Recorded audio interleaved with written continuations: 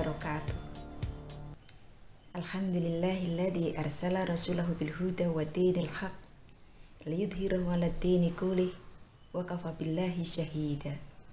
Asyhadu an la ilaha illallah wahdahu la syarikalah wa asyhadu anna Muhammadan abduhu wa rasuluh. Allahumma sholli ala Muhammad wa ala alihi wa ashabihi ajmain.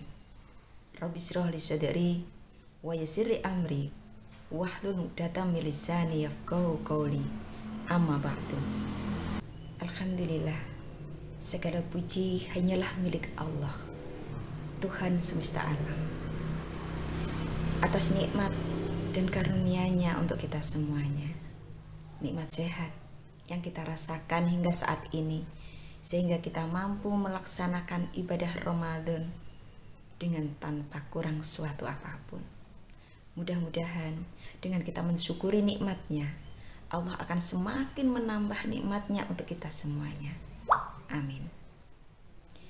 Sholawat dan salam semoga senantiasa tercurah kepada junjungan kita Nabi Agung Muhammad Sallallahu Alaihi Wasallam, kepada keluarga beliau, sahabat beliau, dan pengikutnya hingga yaumil qiyamah. Baiklah, untuk pagi hari ini kita akan belajar tentang fikih Ramadan. Sebelumnya, mari kita buka Quran Surat Al-Baqarah ayat 183. A'udzubillahi minasyaitonirrajim. Bismillahirrahmanirrahim. Ya ayyuhalladzina amanu kutiba alaikumusiyam kama kutiba alal ladzina min qablikum la'allakum tattaqun. Yang artinya, hai orang-orang yang beriman, diwajibkan atas kamu berpuasa sebagaimana diwajibkan atas orang-orang sebelum kamu, agar kamu bertakwa. Ini. Dari ayat ini kita dapat mengambil keutamaan dari berpuasa. Ya. Keutamaan berpuasa adalah yang pertama, ibadah puasa, ibadah khusus yang diberi pahala istimewa oleh Allah. Karena puasa ini pahalanya hanya untuk aku, Allah, dan hambaku. Puasa yang diperintahkan untuk kita ini memiliki beberapa keutamaan. Yang pertama, puasa adalah ibadah khusus yang diberi pahala istimewa oleh Allah. Yang kedua, Ar-Rayyan adalah satu pintu di surga yang tidak bisa dimasuki oleh orang kecuali orang-orang yang berpuasa. Kemudian yang ketiga, ampunan Allah akan diberikan kepada orang-orang yang berpuasa Ramadan karena keimanan dan mengharapkan pahala di sisinya. Sesuai dengan sabda Rasulullah Sallallahu Alaihi Wasallam, barang siapa berpuasa Ramadan dengan iman dan mengharap pahala kepada Allah, maka diampuni dosanya yang telah lampau. Hadis riwayat Bukhari, Muslim. Kemudian yang keempat, puasa adalah penghapus dosa-dosa. Berikutnya kita akan belajar tentang sunnah puasa. Apa saja yang termasuk sunnah puasa?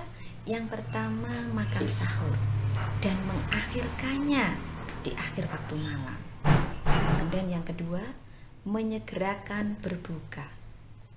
Yang ketiga, berbuka dengan rutop atau kurma muda. Kalau tidak ada, dengan tamar, kurma kering. Kalau tidak ada, dengan air. Ya, sesuai dengan Rasulullah. Rasulullah selalu berbuka dengan beberapa biji rutop sebelum sholat. Bila tidak ada rutop, maka Rasulullah berbuka dengan beberapa biji kurma tamar, kurma kering. Tapi bila tidak ada kurma, maka beliau berbuka dengan meneguk air beberapa teguk. Hadis riwayat Abu Dawud dan Tirmidzi. Kemudian yang keempat, berdoa saat berpuasa. Ya, ketika seseorang itu berpuasa, maka insya Allah doanya mustajab. Siapa saja orang yang mustajab ketika dia berdoa atau tidak tertolak doanya? Ada 3 orang. Yang pertama, orang yang berpuasa hingga ia berbuka, seorang pemimpin yang adil dan orang yang dizalimi. Kemudian yang kelima, mengucapkan doa pada saat kita berbuka. Apa doanya? Dhahabat tama'u wabtalatil uruku wasabatal ajru insya Allah. Telah hilang rasa haus, telah basah urat-urat, dan pahala pun telah tercatat. Hadis riwayat Abu Dawud. Yang keenam, menghindari diri dari semua perbuatan dosa.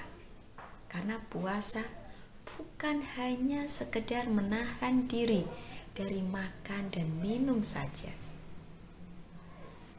Apabila salah seorang di antara kalian berpuasa, maka janganlah berkata kotor dan gaduh. Jika ada seseorang yang memakinya atau memusuhinya, hendaklah ia, orang yang berpuasa tadi, mengucapkan, sesungguhnya aku sedang berpuasa. Kemudian sunnah berikutnya, memperbanyak amal-amal kebaikan. Contohnya, membaca Al-Quran, zikir, memperbanyak sholat sunat, infak, dan amal yang lainnya, menolong orang lain, dan seterusnya. Anak-anakku semua,